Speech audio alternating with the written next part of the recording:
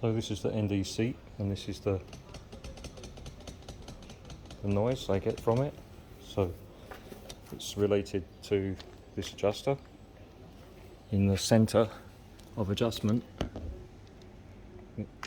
there's low and high. In the center is where it's loose. At low, it kind of binds and doesn't make a noise, and at high it binds as well, doesn't make a noise.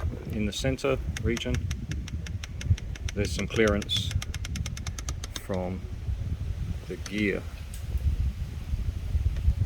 that gear inside. So just focus on that. There we are.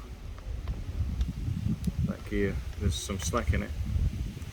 I don't know what to do about it.